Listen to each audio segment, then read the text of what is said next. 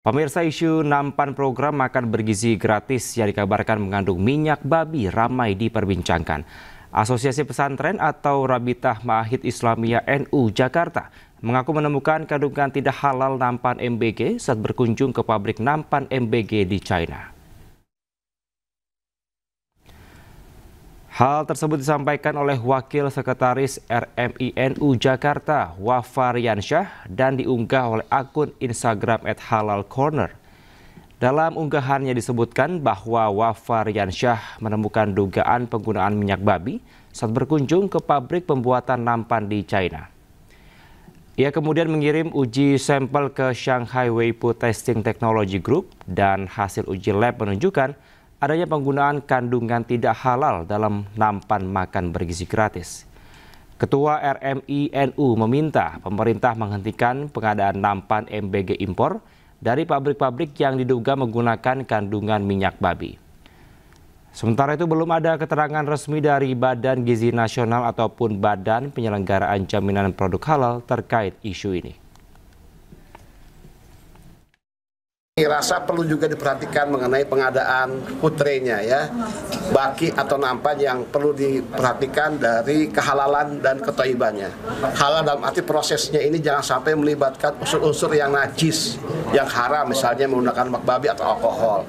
Terbukti dari hasil daripada investigasi kami ya, beberapa orang diantaranya dari Wakil Sekretaris RMI NU di Jakarta, Wafa Riansyah ini sudah ke sana, ke Cina, melihat bahwa itu prosesnya tidak halal ya, masih menggunakan minyak babi. Tentu ini jadi keprihatinan kita agar ini tidak lagi dilanjutkan impor. Sementara pemirsa, Badan Penyelenggara Jaminan Produk Halal membantah nampan dalam program makan bergizi gratis mengandung minyak babi. BPJPH terus memantau program MBG. Yang berada dan beredar di dapur gizi, yang berada dan beredar di program makan bergizi gratis bukan hanya food tray, tapi menu-menunya, bahan-bahannya, peralatannya, semua dalam pemantauan kami dari Badan Penyelenggara Jaminan Produk Halal, dan kami menjamin halal.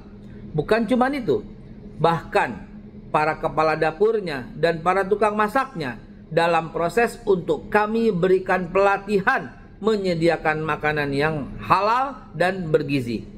Karena itu, mari bangsa Indonesia kami himbau untuk bersikap dewasa, mempercayakan ini kepada program pemerintah, mempercayakan ini bukan kepada media-media, tapi percayakanlah kepada media resmi. Kita ke informasi lainnya, pemirsa. Sempat terkendala biaya dan dokumen, jenazah wanita pekerja migran Indonesia asal Grobogan yang meninggal di Malaysia akhirnya bisa dipulangkan ke tanah air. Korban diketahui bekerja di Malaysia secara ilegal sejak 30 tahun lalu. Yang penting sekarang Ibu ikhlaskan, Ibu sekarang sudah bisa dimakamkan di tanah kelahirannya. Hanya itu yang bisa saya lakukan bersama istri saya. Kalau dapat informasi dari Suni langsung. Isak tangis keluarga pecah saat jenazah Saadah 60 tahun tiba di rumah duka di Desa Sumber Agung, Kecamatan Godong, Grobogan, Jawa Tengah. Wanita pekerja migran Indonesia ini meninggal di Malaysia. Ia diketahui bekerja di Malaysia sejak 1995 silam, namun berangkat secara tidak resmi.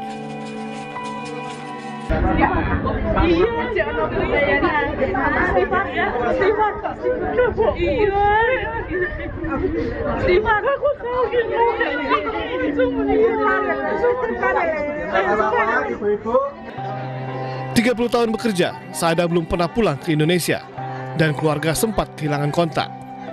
Keluarga mendapat kabar meninggalnya Saadah dari sesama PMI di Malaysia. Katanya ibu udah sesak napas, terus diopnam di rumah sakit Malaysia.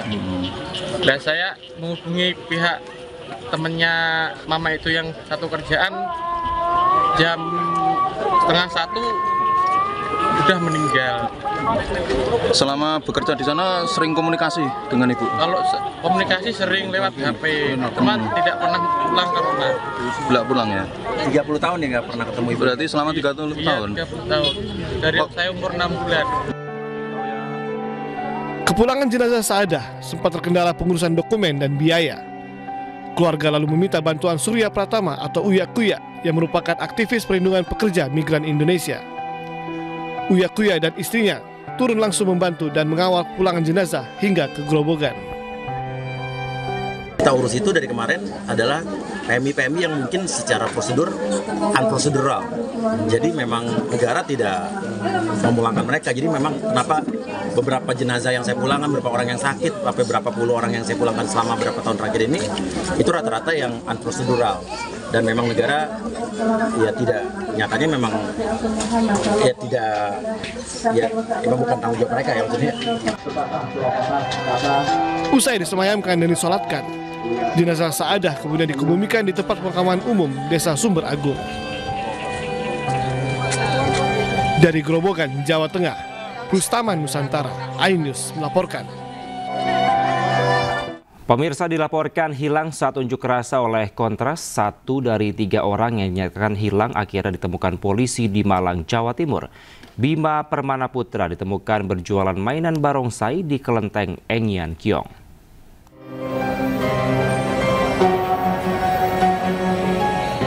Upaya pencarian Bima Permana Putra, 1 dari 3 orang yang dilaporkan hilang sejak unjuk rasa di Jakarta akhir Agustus lalu, membuahkan hasil. Bima ditemukan oleh petugas di Reskrimum Polda Metro Jaya sedang berjualan mainan di Jalan R.E. Marta Dinata, Malang, Jawa Timur. Pria berusia 29 tahun ini kemudian dibawa petugas ke Jakarta untuk pemeriksaan lebih lanjut. Dari hasil pemeriksaan, Bima Permana Putra bukanlah bagian dari demonstran yang dilaporkan hilang di kawasan Glodok, Jawa Barat. Bima sengaja pergi ke Malang dengan menjual motornya sendiri untuk modal berjualan mainan. Sebelumnya, Kontras menyebut ada 3 orang yang hilang sejak unjuk rasa akhir Agustus lalu. Mereka adalah Bima Permana Putra, M. Farhan, dan Reno Saputro Dewo. Dari Jakarta Selatan, Helmi Sajangbati, iNews melaporkan. Pemirsa, keluarga aktivis Direktur Lokataru Foundation Del Pedro Marhaen dan aktivis Kejaya memanggil Syahdan Hussein mengaku dipersulit untuk bertemu di tahanan Polda Metro Jaya.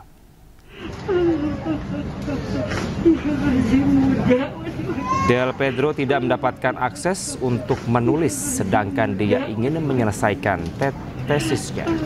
Keluarga baru tahu tentang Del Pedro dari teman-temannya, bukan dari kepolisian. Terlebih keluarga juga saat ini dipersulit untuk menjenguk Del Pedro di tahanan.